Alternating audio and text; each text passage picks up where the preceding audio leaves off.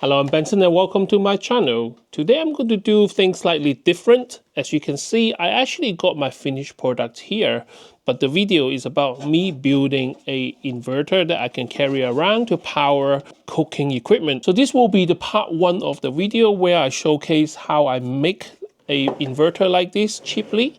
And the second video will be me actually pushing this to the limits and see how long before I can burn something or break something. I'm quite happy with this, although it weighs damn a lot. This is actually 10 kilos.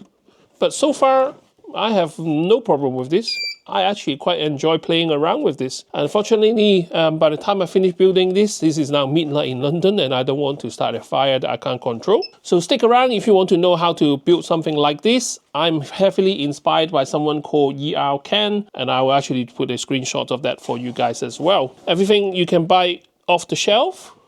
Some of this battery, I get them for free. I actually don't pay for any of this battery. That's the whole idea.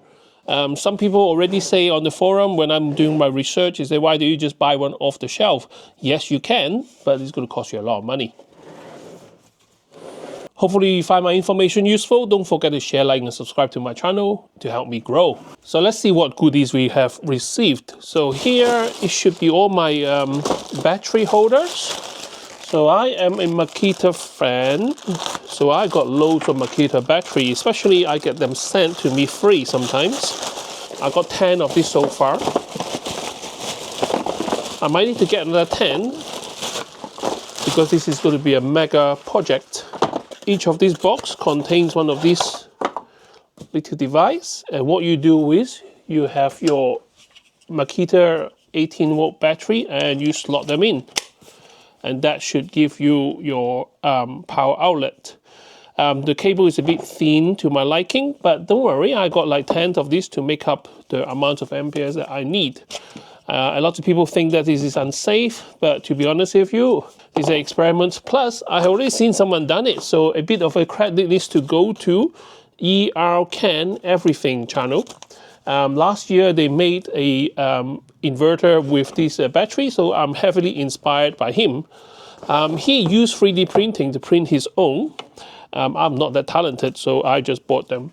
So the battery holder, I got it from AliExpress, and to the UK it cost £2.26 each. So it's about 30 quid for all this. If you have the patience, you can 3D print them yourself. But I don't think I can do it cheaper than £2.60 though. Imagine the electricity cost, and also you have to do the metal connecting yourself. I want to keep it simple. And I think in his video, he actually opened up the inverter to make it neat. And then I think he soldered directly into the inner working of the inverter, drilling into casing. I'm not going to do any of that. I want to keep everything original looking, shall I say. If I do want to separate it in the future, I don't end up with a casing full of holes. I do think I need to check them because they are actually made in China. So in a moment, I'm going to check them each to make sure that they wired it correctly. And I also got this inverter. Now, it's quite hard to find an inverter which is 36 volt. So the Makita battery is 18 volt. If I wire two of them up in series, then I get the 36, and this is what I'm going for. This is a pure sine wave inverter, and it got digital display, and the most important, this is high output. For me, I got a 2000 watt or 2 kilowatt inverter, so this is enough for some cooking, hopefully, that I'm going to demonstrate. The reason why I want to make an inverter is because I got loads of battery to begin with, and I want to make a inverter for camping, and it has to be powerful enough to do some light cooking. This inverter comes with a remote control. I'm not sure how much I'm going to use that. Inverter itself is not too heavy. Inverter usually are quite hefty because they are made of metal and they have loads of like cooling built in. So this one have two fans, the big terminal here ready to take in some serious power, and then this is the outer part. But I think I ordered the wrong one. This is a Europe version. I need a UK 3-pin plug. Oh my god, what a silly What a silly thing to do. But don't worry, I will sort that out quite easily. So this is a lovely inverter, 2000 volt. Input is 36 volt. Output is 2020 volt AC. All you need is battery, and then you got battery holder, and you also got your inverter, and then you got some miscellaneous stuff that you might need. So I got loads of thick cable here, some of my leftover fuses for my previous attempt with my house battery. So this is all abandoned stuff ready to be repurposed. So roughly this is what's going to be look like. This obviously may be flipped around whichever way that I want to build it. So I'm going to have a piece of board and then mount it to the mounting spacing on the inverter, instead of drilling into the inverter case like the other video I saw, and then have all the wiring going through and then going into the inverter, and then with a adapter with a UK socket adapter, and then you can power whatever device that you can power. So loads of wiring to do. In terms of like how the battery should be spacing, I do want a little space between them, and then maybe all the wiring on the other side of the board. Eventually I will build in some kind of a safety device like a fuse or a cut-off switch. But for now, I'm just going to wire directly into the inverter. So first I need to cut a piece of board which is slightly bigger than an inverter, and I want the board to be able to protect the connection at the end as well, so it has to stick out a little bit. So I will need at least 42 centimeters. And in terms of width, doesn't really matter. Actually, having a bit of have a board which is slightly smaller than the battery will be good, because you do want some space for the battery to be sticking out so you can access the tabs. So they're going to be back to back like this, I guess. And the hole needs to be on the board, so it has to be at least 19 centimeters wide. I can make it like 20 centimeters.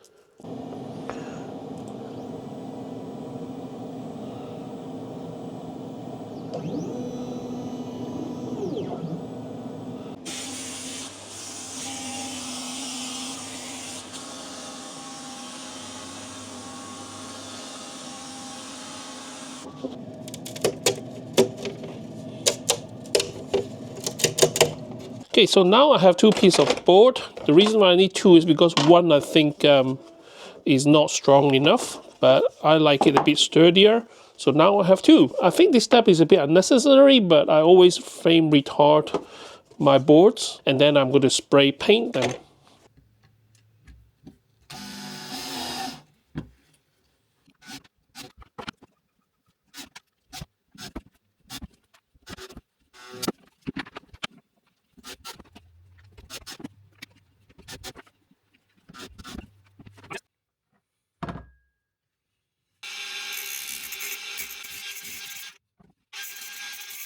Now I have all the battery holder on the board. Now I need to drill some holes so the wire can go through. That should be simple to do.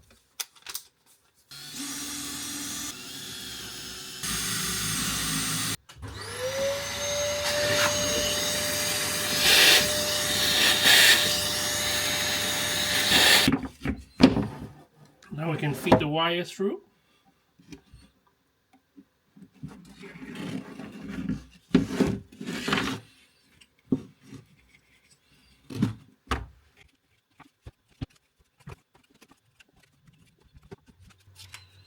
Okay, you should end up something like this.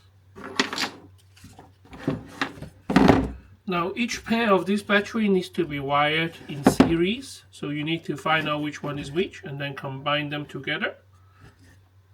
For now I'm going to wire it up so I can test it, so I'm not going to solder them, but I'm going to using some of these connectors. What you want to do is battery 1 positive to battery 2 negative.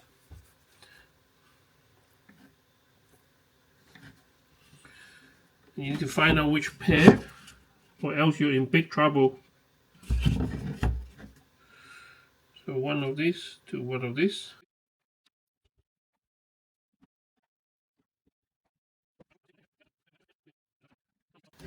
So what it means is that every set of positive and negative from each hole now is going to be a 36 volt. So at this stage, I'm ready to test out my new power pack and also the inverter. LiPo battery, they are quite dangerous. If you do something wrong to it, they can explode or they can catch on fire. And this kind of lithium-ion battery, when they go on fire, you can't really put them out. So, you know, there is a bit of danger to it. So I have wired them up. I triple checked them already. All the positive have fuse on it. Might not be the right size, but at least there is some fuse on it. Obviously, this is not how I'm going to be ending up when it's the finished product, but this is just for temporary testing. So I'm not going to go crazy in terms of drawing power. All the positive terminal have fuse to it, and then they all connected to the power input onto the inverter. I have a fire retardant bin here, so if anything goes wrong, I need to scoop it quickly and put them in the bin. There is a final fuse here which I can actually take out quickly to cut out all power. Each of them up and down is one pair. So what I'll do is I will start populating them and see how it goes. Hopefully nothing is going to go bang or anything like that. Got my fire extinguisher here. I got my kind of a thermal gun here. So let's start with the first row.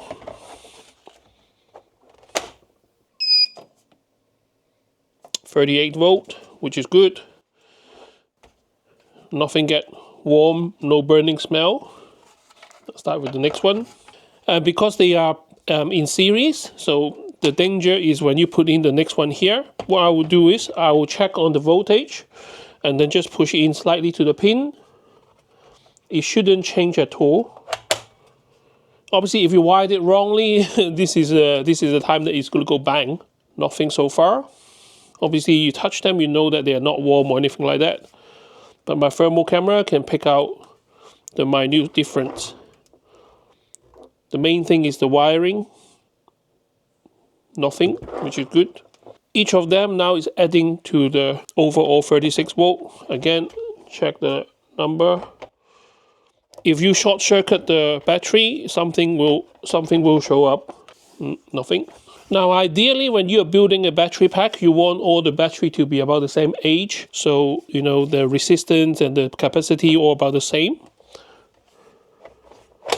Still 37.7, which is fine. And let's check this. Now, there are some activities going on with the battery. They're not hot or anything like that. It is showing that, you know, it's not stone cold. Each of them, ideally, each of them will be 18 volt or a bit more when it's fully charged. But some of them will be more charged than the other. And when you put them in parallel or in series like that, they will try to balance each other out. For what we are doing today, it should be fine. Finger crossed. Just check the wiring. Obviously, we're not drawing any current. So I'm just looking at any short circuit. So they're all okay. Now we try to draw some power from the inverter. Now previously I already tried running just with 2 battery. And every time I turn on my heat gun is about 300 volt. The voltage tends to drop. But it still works. Now if you can see here, it's showing you the voltage, which is 220 volt. And it's at 37.7 volt, which is the input. On the side here, it got battery level. Obviously, it kind of a rough indicator to say that it is now 80% because it's on 37 point something volt. As soon as I turn on a current draw, you will see it shows you how much power is drawing out, but the battery level doesn't go down at all, which is a good sign. So there's no voltage sag, even when you are drawing like 300 volts. So I count that as a success. In terms of heat, you can see the heat gun blowing out a lot of heat at the moment. When we look at the battery, the hottest part is still 20 degrees or 18 degrees. And the wire is about 20 degrees as well. Very important, nothing is hot to touch. Battery is cool. We are drawing 250 volts constantly throughout the 10 battery pack. Nothing is hot, which is good. So now I know that it is working. I can actually make it into a portable energy generator. Bunch of spaghetti mess at the moment, and I'm ready to solder some of this together and make them neat. It will be a combination of solder, heat shrink, and some of this special Calphone tape. telephone tape, whatever you call them.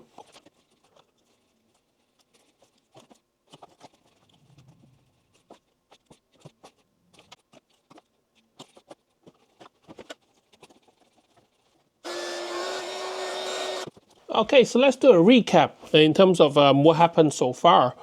I bought the 2000 volt inverter from AliExpress, and now I connected it up to 10 batteries. Now these are Makita battery, which is 18 volt, and each of them are about 90 to 99 watt hour. So I got 10 batteries, so that is about 900 to 990 watt hour, because some batteries are 90, some of them are rated 99. But because they are aftermarket batteries, God knows how many watt hour there is, but roughly let's say 90 watt hours. So this is 900 watt hours. So it's supposed to be able to power, let's say, a 900 volt appliance for 1 hour. My goal is to use a rice cooker. Now my rice cooker is about 400 watt. So 400 watt, 2 hours will be 800. So I should be able to use my rice cooker for 2 hours, which is not bad.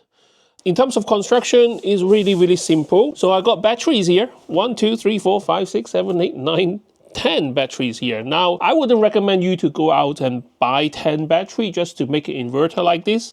I'm quite fortunate that I got loads of batteries. Sometimes I get them for free. So for me, that costs kind of a zero. Each of the battery is 19 volt. I put them in series. So this one here, positive go to the negative of this one, and the negative and positive goes to the N terminal. Each set will be 36 volt. I got 1, 2, 3, 4, 5. So 5 in parallel. Each of them are in series with each other. Now throughout, I'm using only a 12 gauge cable, but that should be enough because each set is a 36 volt, and this is kind of only like 50 centimeters long. If I'm to do it again, I probably use the 10 gauge wire just in case. Let's say if I need to run more than, let's say, 1000 watt, then I probably need to use the 10 gauge, but at the moment I think 12 gauge is plenty. Positive, negative, this is how all the wire are bundled together. At the moment, I do have fuse running in them. I think they're 30 amp fuse. So they should be okay to run temporarily up to, let's say, 1000 watt. And that's it. And this is that simple. I still need to make a handle for it. I do not want to drill into the case, and there's not enough wood to make a handle. So I probably need to makeshift something like a strap to carry this around. One thing you guys must want to know is how heavy this is, because, like, you know, it kind of all adds up. Okay, so I've got a strap on it now. Let's turn on my scale. 10.8. So let's say 11 kilos. Most of the weight is the batteries. It does come with a remote control, so you can turn it on and off. And as soon as you turn it on, it tells you what the voltage is. At the moment is 37.4, and it's 80% full, and is outputting 220 volt. I didn't make the mistake, so this is a Europe plug, but it doesn't really matter because you can always use a power socket. Now there will be part 2 of this video, which I'm going to use it to cook and actually do some stuff outside. I don't want to start ramping up the power while I'm in my studio. Although this is quite portable, so I can actually quickly sling it out in the garden if it goes on fire. So as soon as I turn it on, it's showing the volt. So it's 250 watt. If it's 250 watt, let's say I have about 1000. So I can run this for 4 hours. Nice and toasty. And while I'm running my little experiment here, I will measure the temperature to make sure that it's not kind of overheating. Well, it shouldn't be, but let's say I'm looking at this. The casing is about 30 degrees. So it will get warm. The cable is cold to touch, which is good sign. The fan hasn't turned on yet because this is really relatively low power consumption for this unit right here. My concern is the batteries. And if I have a scan, quick scan of the batteries, no, none of them are heating up at all. No, they're all cold to touch. So batteries, and the center is measuring about 20 degrees. Now this spot here, right here, you can't see it, but the infrared pick up warm because I have under table lights. You see the light behind there? That is coming up to the wood, timber. The fans still haven't turned on yet. In terms of cost-wise, I paid £114 for the inverter, and I paid £23 for the battery holder. The wood and the wire I already have them. The fuse I already have them. So literally this is less than £150. Now that battery, let's have a look. Let's see how much are the batteries. So my favorite brand of the battery is either Yokoto or the Whiteley. It's about £50, £60. Usually there's offer on them. So £56 with 15% voucher. I make that as £50 for 2 batteries. £50, £50, £50, £50, £50. So it all adds up. So £250 plus £150 will be the total cost if you're going to buy the battery and the inverter together, which is still a lot less than portable generator that you can get with battery, especially the one that you can go over 1,000 volt. Now this inverter is rated at 2,000 watt. Now my part 2 of this video is to push it to the limits, but like I say, it's getting quite late now. It's midnight in London. I also have a 50 amp breaker coming tomorrow, which will be additional safety feature just in case if anything overheat. Hopefully the breaker will save the wire from burning out. So this is not really a tutorial. I am just doing what I usually do, which is messing about with free stuff and electronic stuff. At the moment, this is a one-way system. When I run the battery dry, I do need to charge them individually. Now I do have a Makita charger which charge 1 battery. I also have a spare Makita charger which charge 2 batteries. So when the sun is shining and I'm exporting energy, I can use the energy to charge the battery. This is the whole idea of building something like this. I hope you find my information useful. Don't forget to share, like, and subscribe to my channel, and I can't wait to see you next time with more interesting gadget. Bye bye. Oh, 10 kilos. To the high-end thrills, testing all the gear, breaking the skills. Is it worth the cash? Let's find out fast. Benson's got the answers that'll always last. He's pushing the limits, no time to rest. Show